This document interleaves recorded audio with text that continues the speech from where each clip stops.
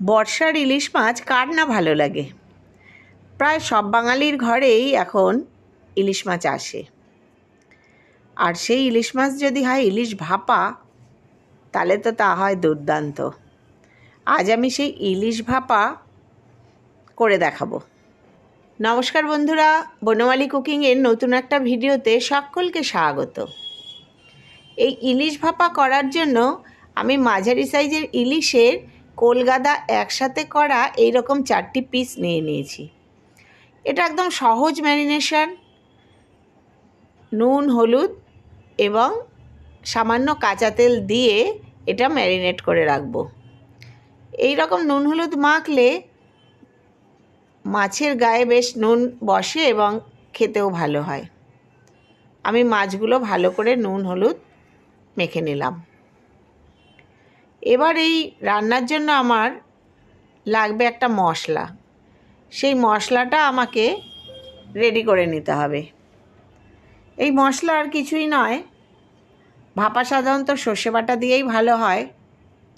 এখানে আমি 2 চামচ নিয়ে নিলাম সাদা সর্ষে এবং 1 চামচ নিয়ে নেব কালো সর্ষে। এই সর্ষেটা আমি একটু জল দিয়ে ভিজিয়ে নেব। এই জল দিয়ে ভিজিয়ে নিলে পেস্ট করার পর মশলাটা খুব মসৃণ হয়। আমি ভিজিয়ে রাখলাম। একটু পরে আমি জল থেকে মশলাটা ছেঁকে নিলাম এবং নিয়ে নিলাম 4টে কাঁচা লঙ্কা আর নেব এই 1 মুঠো পরিমাণ নারকেল কোড়া। আর এই পেস্টটা করার জন্য নেব একটু নুন, যাতে মশলাটা তেতো না হয়। এবার এটা ভালো করে আমি বেটে নেব। এই সর্ষে বাটা নারকেলের সাথে বেটে ইলিশ মাছ ভাপা করলে সেটা খেতে হয় খুব সুন্দর। আমার এটা পেস্টটা করা হয়ে গেছে। এইবার আমি মাছের মধ্যে এই পেস্ট দিয়ে নেব।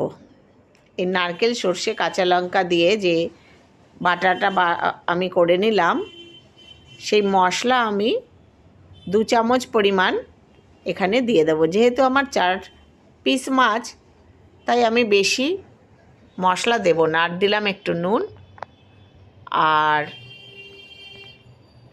দেব 1 চামচ পরিমাণ টক দই,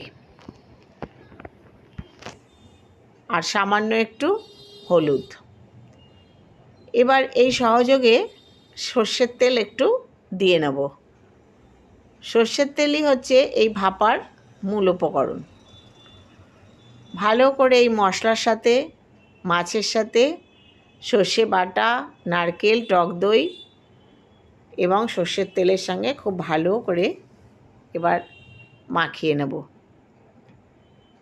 এর আগেও আমি ইলিশ মাছ ভাপার একটা রেসিপি দিয়েছিলাম। সেটা চটজলদি কিভাবে প্রেশার কুকারে ইলিশ ভাপানো যায় এবং সেটাও খেতে ভালোই হয় সেটা দেখিয়েছিলাম।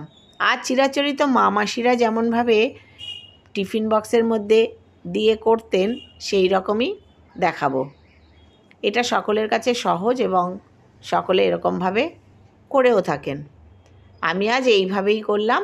এইভাবে করে দেখবেন, খুব ভালোভাবেই করা যায় এবং যে কেউ এটা করতে পারবে। প্রথমে একটু টিফিন বক্সের নিচের দিকে মশলাটাকে মেখে নিলাম। তারপর মাছগুলো সাজিয়ে বসিয়ে ওপর দিয়ে সব মশলাগুলো দিয়ে দিলাম। আর এই মশলাটার মধ্যে একটু জল দিয়ে সেই জলটা, মশলা ধোয়া জলটা এর মধ্যে দিয়ে দেব। সেটা খুবই সামান্য পরিমাণ। এবার এর ওপরে দিয়ে দেব 4টে কাঁচা লঙ্কা। এই মাছের ওপর সাজিয়ে দেব। আর দেব সামান্য পরিমাণে সর্ষের তেল। এতে এর স্মেলটা খুব সুন্দর বেরোবে। এবার টিফিন বক্সটা আমি ঢেকে দিলাম।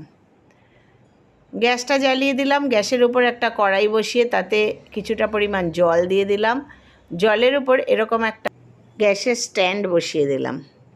এর ওপর আমি ঢাকা টিফিন বক্সটা জল গরম হলে পরে বসিয়ে দেব। বসিয়ে দিলাম টিফিন বক্সটা। এবার এটা খুব ভালোভাবে ঢাকা চাপা দিয়ে মাঝারি আঁচে আমি 20 মিনিট রেখে দেবো। তাহলেই তৈরি হয়ে যাবে আমার এই ইলিশ ভাপা। আমার রান্নাগুলো যদি আপনাদের ভালো লাগে তাহলে প্লিজ লাইক, কমেন্ট এবং শেয়ার করবেন। সাবস্ক্রাইব করে আমার পাশে থাকবেন। আমার 20 মিনিট পরে আমি ফিরে এলাম। এই সময় টিফিন বক্স খোলা যাবে না, খুব গরম থাকে। 5-7 মিনিট পরে যখন টিফিন বক্সটা ঠান্ডা হয়ে যাবে তখন আমি ফিরে আসবো আবার। 5-7 মিনিট পরে আমি টিফিন বক্সটা খুলে নেব।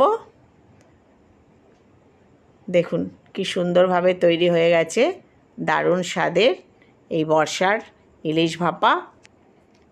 সকলেই একবার করে দেখবেন, খুব ভালো হয়। ধন্যবাদ।